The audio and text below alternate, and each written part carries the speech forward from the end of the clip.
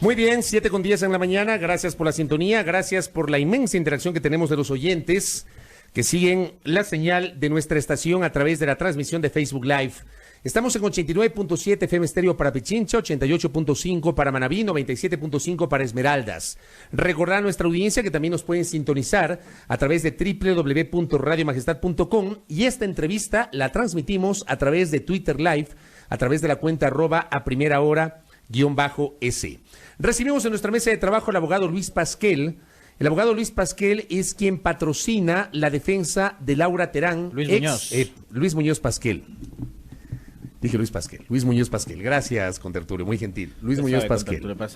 A Luis Muñoz lo conocimos hace muchos años en su condición de funcionario judicial. Fue presidente en varias ocasiones de la Federación de Servidores Judiciales y hoy es abogado en libre ejercicio. Luis Muñoz Pasquel es quien patrocina la defensa de Laura Terán, ex asistente de Pamela Martínez, ex asesora del expresidente Rafael Correa. ¿Cómo le va, abogado? Bienvenido, buenos días. Bienvenido, Buenos doctor. días, muchas gracias por la invitación. A ver, la semana anterior, el domingo de la semana anterior, Laura Terán brindó su testimonio anticipado. ¿Qué lectura generamos o podemos generar? ¿Cómo evaluamos ese testimonio anticipado de la señora Terán?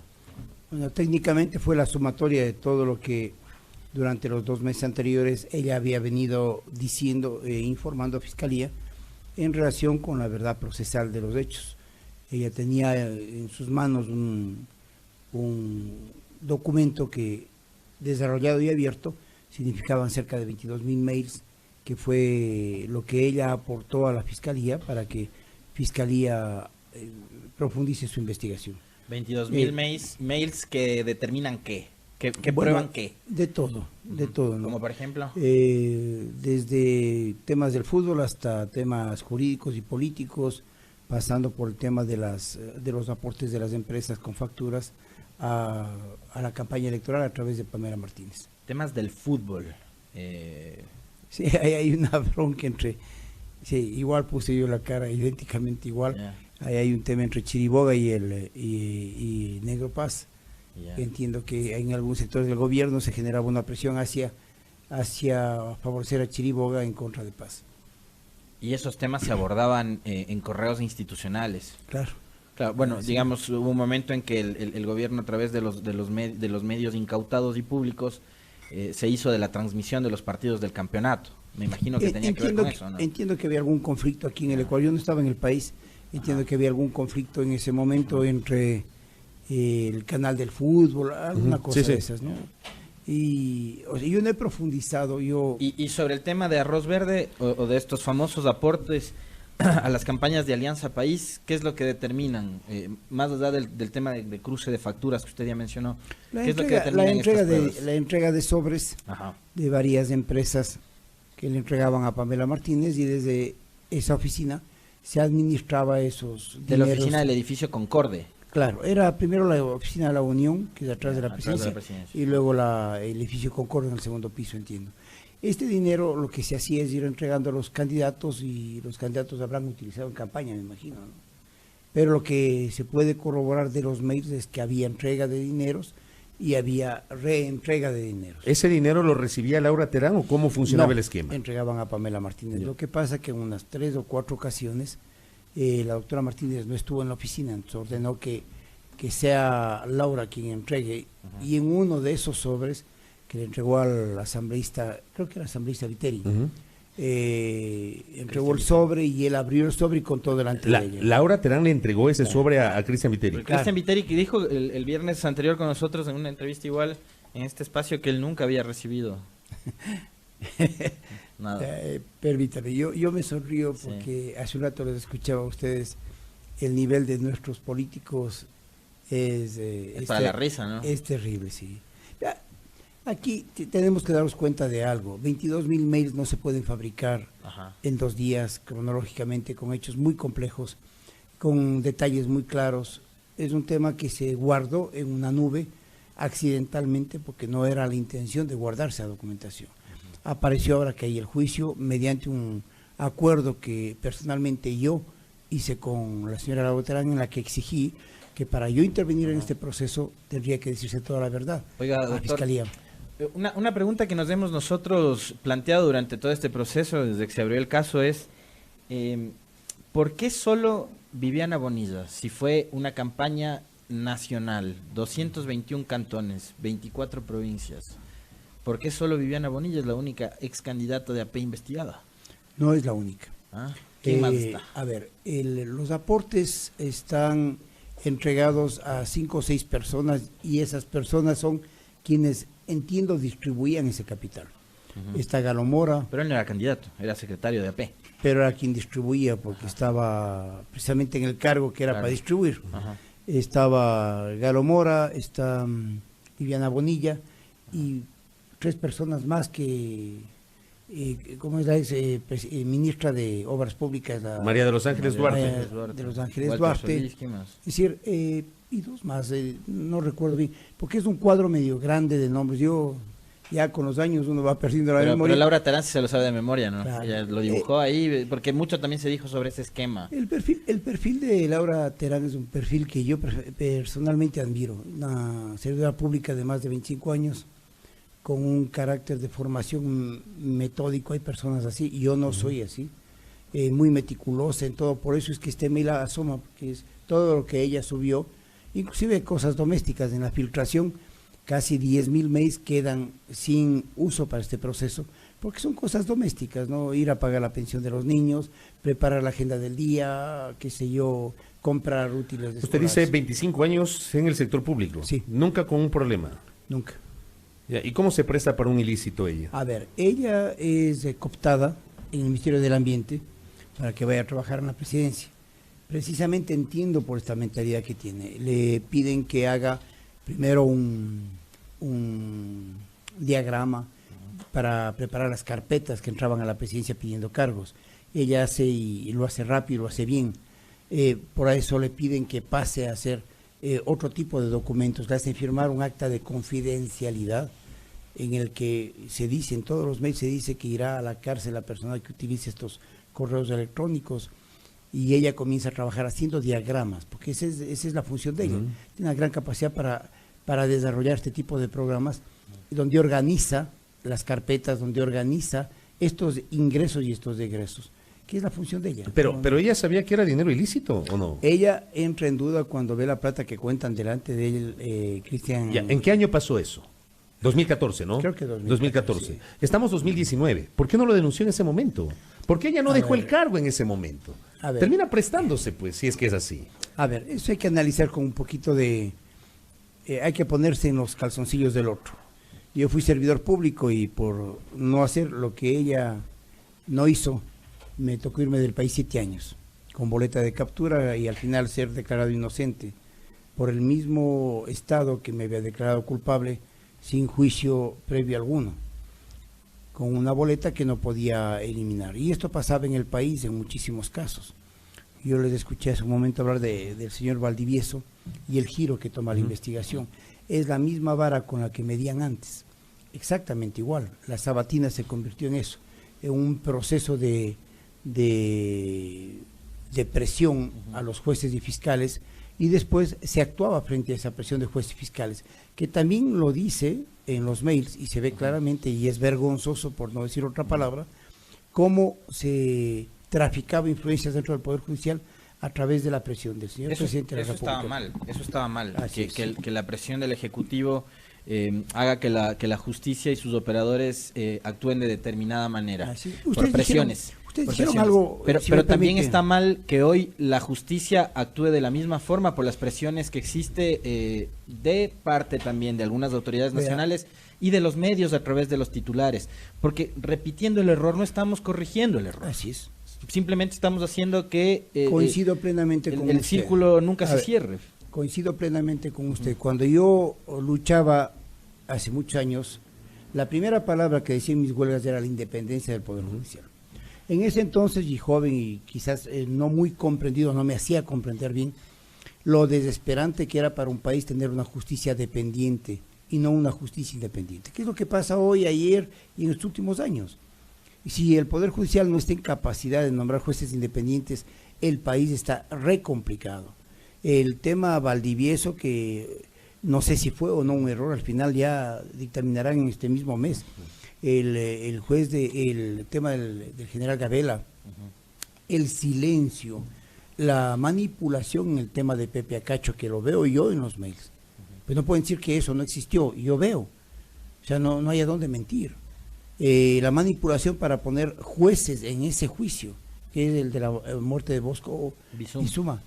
Sí, y varios otros. El tema de Fidel Araujo, exactamente igual. Hay una gran cantidad de mails donde se nota claramente que había una presión del Estado ecuatoriano, de su presidente, a través de Pamela Martínez en los juzgados. Y había 9 abogados, 9 o 10 abogados.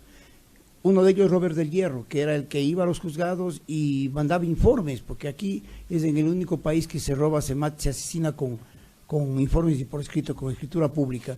Y lo dice, y ya le hemos advertido al juez y al fiscal que nosotros estamos en el caso. Oiga, pero no me ha contestado la pregunta. ¿Por qué ella, si se dio cuenta del ilícito en 2014, se prestó para seguir en eso? Yo no creo que se haya dado cuenta que era un ilícito, y voy a decirle mi análisis. Yo vivía en Panamá exiliado. Y en Panamá Odebrecht era una empresa de lo más seria y grande que había. Salían en todas las cenas de Estado y de gobierno. Era una empresa prácticamente, casi parecería una empresa de apoyo social a los países pobres. Estaba en todas las obras grandes de América Latina. O alguna gente como ustedes, que son periodistas, que están metidos en la noticia, es posible que tenían percepciones diferentes. Una funcionaria pública que está embebida en toda la vorágine de la presidencia, no analiza, lo que hace es cumplir una misión. Ha pasado con secretarios de juzgado, ha pasado con secretarios de Estado. Si no, imagínense cuántas secretarias del gobierno anterior deberían estar presas, cuántas asistentes. ¿Qué dice este señor de Sousa? No en esta versión que no se presentó, sino la anterior, que yo estuve presente en la versión de él. Geraldo de Sousa. Sí, él dice, cuando le pregunta a la fiscal, y la señora Laura Terán, ¿usted le conoce? Le dice, claro, es la señora que estaba en un escritorio afuera de la oficina de la señora Pamela Martínez y era quien nos hacía pasar. Las discusiones o temas que se discutían adentro son complejas. Yo no creo que Laura sabía cada cosa que se... ¿Sabes más? En muchos de los momentos se le saca a ella de ahí. Pero ella, a usted que es su abogado, le dijo que ella no sabía que era plata ilícita. A ver, cuando yo conversé con ella, le pedí que por tener yo una posición política frente al tema anterior, del gobierno anterior, no iba a ser objetivo en su defensa, salvo que ella entregue toda la información. Y yo no podía hacerlo si no era con este visto bueno de ella. Cuando ella me dijo que ella iba a entregar toda la información, me dijo, tengo toda la información de mi trabajo, no tengo nada más. O sea, ella todavía sigue percibiendo que era su trabajo, que no era un tema de manipulación. Ella no es quien trae... Ella no era consciente de que estaba siendo parte de un ilícito. Es probable que sabía que no era un tema correcto, ¿no? Que era un ilícito. O sea, en política, lastimosamente, los funcionarios terminan siendo parte de un todo de cosas en el que no son realmente ni partícipes, ni beneficiarios, ni actuantes, ¿no? Y ahora, doctor, ¿cuál es la condición de Laura Terán? Porque tengo entendido que ella está bajo el sistema de protección de protección de testigos. ¿En qué cárcel se encuentra? Hay un pedido suyo incluso de que se le pueda dar algún tipo de garantías por su seguridad. Sí, bueno, yo al comienzo de este proceso, de la parte de la investigación, Laura Terán recibió algunas llamadas telefónicas, que puede ser de gente que realmente en el país nos hemos mofado de la seriedad. Es posible que era un tema no muy importante, pero presenté la denuncia por si acaso y no dije absolutamente más nada. Cuando hubo el atentado a la casa de ella, ya fue diferente. Fiscalía tomó actitud enseguida y le ha dado la protección necesaria. Ella está en condición de procesada y de testigo protegido. ¿Cómo ella dibuja ese esquema o esa suerte de mapa conceptual ahí con todo el esquema donde aparece Rafael Correa, Jorge Glass, los beneficiarios? ¿Ella se lo sabía de memoria o tenía algún registro ahí para dibujarlo en la presentación del testimonio anticipado? Ella tiene todos los registros de cómo se movía la oficina. No es que se lo sabía de memoria. No, a ver, ella lo dibuja de memoria y lo sabe de memoria, porque ella trabajó en esto todos estos años. Para ella no era raro saber quién entraba a su oficina y quién iba con los sobres desde la oficina de la doctora Martínez, que recuerden ustedes, Gerardo de Sousa decía que no sabía qué había en los sobres. Yo cuando hice una declaración dije, claro, él debe haber pensado que eran cartas de amor, un sobre a una funcionaria de la presidencia mandado desde una compañía constructora, no creo que haya sido... Pero podrían haber sido contratos. Y de igual manera, no tenía por qué manejarse de esa manera. ¿Cómo saber que había dinero? Bueno, por los 4 casos que le comento que Laura le toca ver, porque además como eran tan desconfiados, le dijo, ayúdeme a contar la plata, entonces ella le dijo, vea, yo no... Hagan más de todo. O sea, ella sí vio fajos de dinero y cosas así. Claro, $100,000 que le dieron al señor Cristian, lo ha dicho varias veces. ¿Sí? ¿Y en qué tipo de sobre entran $100,000? No tengo idea. Es algo o sea, habrá sido billetes de 100. No tengo idea. O sea, yo no sé cuántos serán $100,000. ¿no? Yo tampoco, con tertulia. No tengo idea. ¿En cuántos sobres entrarán? No creo que entre solo uno. Reuniditos a hacer un montón. Sí, pero digo, no creo que sea solo en un sobre, ¿En ¿no? qué sobre entran $100,000? No tengo idea. Yo, al igual que ustedes, no... Oiga, doctor, y Laura Terán ha recibido presiones, ha sido amenazada dentro de la cárcel. ¿Qué es lo que está pasando con ella también? No, las amenazas fueron afuera. ¿Afuera? O sea, es estas llamadas telefónicas y está atentado a la casa de ella. En la cárcel no ha tenido ningún problema, salvo el día que estaba dando ella la declaración y la doctora Martínez volaron unos drones encima de la cárcel y bajaron hasta la ventana del... Oye, doctor, y más allá de las declaraciones, tanto de la señora Martínez, que además ya confirmó que el cuaderno fue escrito recientemente, como las delaciones de Laura Terán, así como ocurrió antes con Conceizao Santos, ¿hay alguna manera de probar? Bueno, videos, fotos, audios. Bueno, hay varias. Porque pruebas no hay. O sea, sí, todo el mundo está escandalizado porque son unas declaraciones... que sí nos ponen a pensar y a reflexionar sobre, wow, qué cantidad de dinero, cómo hacían eso en oficinas públicas, qué sinvergüenzas de esto y esto y otro, pero ¿cómo probamos? Facturas. Están las facturas. Están las facturas de ahí de quién recibía, cómo recibían, cómo justificaban. Por ejemplo, hay un cantante, Diego, es extranjero. ¿Qué será? Diego Ponce, ¿qué? Diego Torres. Diego Torres, el argentino, el que cantaba Color Esperanza. $480,000. Ya. ¿Y está la factura? ¿Y quién pagaba esas facturas? ¿Las empresas vinculadas? Las empresas y el gobierno. Ya. Las sabatinas están ahí, las facturas. Inclusive una ministra de la Corte Nacional es la que entrega facturas. Es decir, hay cosas que como ser humano y haber vivido esta etapa de mi vida, me permite ver con madurez y no con el ojo que ustedes muy bien señalan, sin el ojo de la venganza. Porque ya uno es víctima y tiene que entender que esas personas que están siendo procesadas tienen hijos. Y yo accidentalmente el día viernes le vi al hijo de Jorge Glass, chiquitico, y me dio pena lo que vive su padre. No puedo dejar sentir eso, al margen de lo que haya hecho o haya dejado de hacer. Me da pena que en alguna foto mandan una foto de la hija del presidente Correa. Es una estupidez, eso es propio de un país de primates. ¿Quién manda fotos de la hija del presidente? Manda gente, en las redes sociales manda cualquier tipo de porquería, todo el mundo se vuelve acusador, defensor. Sí. Nadie con conocimiento, se habla ligeramente de la gente. Esas dudas que ustedes tienen, que también me asaltan a mí en varias cosas, solamente los jueces y los fiscales permitirían que tengamos certezas, pero bajo una investigación seria, formal, clara, transparente, sin dudas, y como decías tú, si es que hay una persona que sea incorrecta, tiene que ir con sus huesos donde tiene que ir. ¿Y si usted cree que esa investigación que está llevando adelante la Fiscalía es de eso? ¿Es transparente, es correcta, es diáfana? Yo no quisiera hacer juicios de valor porque tengo una procesada de por medio. Lo que puedo es aconsejar, sugerir. Yo pienso que la investigación tiene que ser fuerte, no es una investigación fácil. Es un encuentro entre titanes, la Fiscalía con un expresidente de la República, es un duelo de titanes donde nosotros terminamos siendo mosquitos. Por eso es que la ley es creada y es estudiada para permitir que en este duelo de titanes sea la ley la que transparente las cosas. ¿Por qué cree usted que han cambiado las versiones? Al principio, por ejemplo, Conceizao Santos dijo que él no conocía a Alexis Mera, ahora dice que sí le conoce. Porque son sinvergüenzas. El otro Sousa dice que al principio dijo que no entregó dinero, ahora dice que sí, que sabe que había dinero en los sobres. ¿Cómo es que se están ajustando esas declaraciones a lo que decían antes, lo que dicen hoy, el contexto actual? ¿Se puede cambiar, se puede jugar así de sencillo, se puede mentir tan fácilmente a la justicia?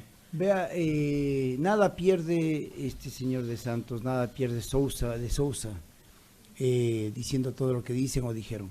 Para mí son gente que era incorrecta desde el comienzo. Pero esa gente dijo una cosa y luego se desdice y dice otra. Entonces, ¿con qué testimonio nos quedamos? Y otra cosa, esos sinvergüenzas que corrompieron a lo público, ¿por qué no están procesados? ¿Por qué no son parte del proceso? La gente de Odebrecht. Y son ahora acusadores. Claro, exactamente. A ver, analicemos primero la parte esta que tú decías. El cambio de versiones, cuando no es bajo juramento, es permitido.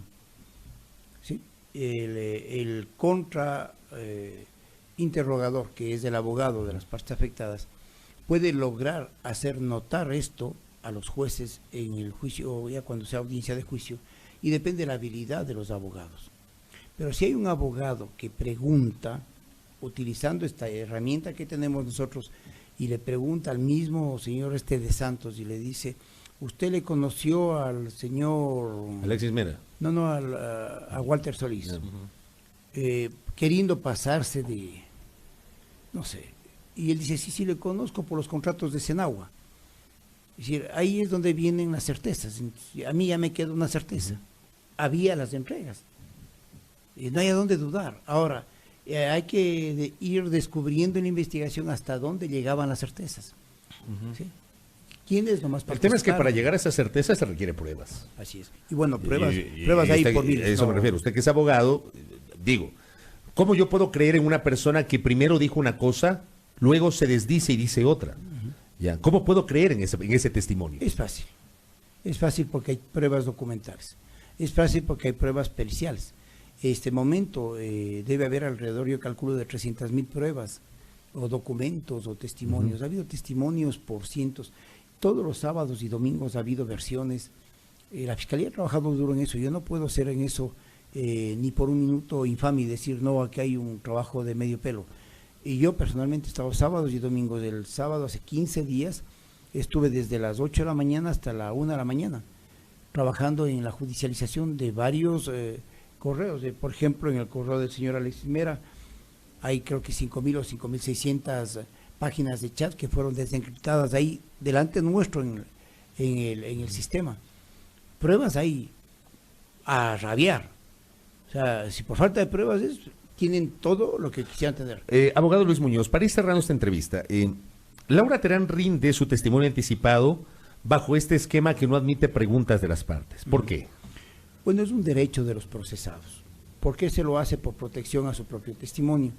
Es una decisión de la persona el contestar o no. No puede ser presionado ni obligado por ninguna autoridad para que conteste lo que ella o no quiere o no desea contestar. Es un derecho. Pero nos quedamos solamente con su versión sin la posibilidad de una repregunta por parte de las partes. Claro, termina siendo duro para la otra parte. ¿Dónde queda el principio de contradicción? El principio de contradicción en los interrogatorios de este tipo no existe. Es una forma de proteger a un procesado que está detenido. Por esa razón se lo hace de esa manera. Es más, muchos de los testigos que ha presentado los otros, pero pocos testigos que han presentado las otras partes, ni siquiera han rendido versión. La técnica jurídica nos permite tener herramientas, esta es una de ellas, y hay muchas más, pero, por ejemplo, en el tema del cuaderno, que decía, yo me preguntaba, tanta especulación había, hagan un examen del cuaderno y vean el tiempo de tinta y papel. Y lo estaba pidiendo Viteri, pero no le dieron lugar. Cristian Viteri, un examen grafoquímico pedía él. Para determinar exactamente qué es la fecha de fabricación del cuaderno, porque había sido arrancado el código de barras para ver la tinta y pero tal. Como dijo el propio Viteri el viernes que le entrevistamos, ya no cabe porque la propia Pamela Martínez dijo que en un vuelo de Quito a Guayaquil empezó a escribir el papel, o sea, y lo hizo de memoria, ¿no? El cuaderno. Sí. ¿A usted con eso cierro? ¿Qué sensación le dejó ese testimonio del cuaderno? No sé qué decir, es la verdad. No sé qué decir. Yo puedo responder por los mails, porque obviamente de los correos electrónicos de Laura Terán nadie ha puesto duda, nadie absolutamente. La seriedad de la señora, que es una herramienta para mí como abogado, me ha permitido llegar hasta esta conclusión. Y me reservo, obviamente me reservo, yo no quiero conjeturar en mi cabeza un concepto anterior porque sería injusto posiblemente con muchas personas. pero de lo que yo he visto, queda en el tintero tanta información, pero muchísima información, que lastimosamente desdice de la gestión política del presidente Correa. Correcto. Abogado, gracias por el tiempo. Muy amable, doctor. El abogado Luis Muñoz Pasquel, quien patrocina la defensa de Laura Terán, vinculada a la investigación del caso Sobornos 2012-2016. 7:34 en la primera hora.